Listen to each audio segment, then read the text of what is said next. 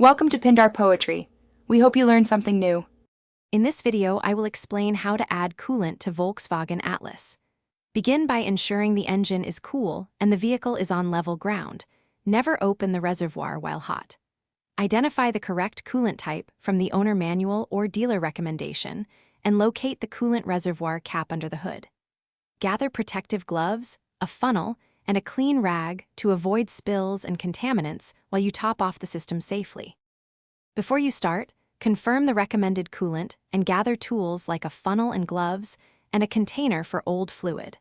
Park the Atlas on level ground and allow the engine to cool fully to prevent pressurized spray.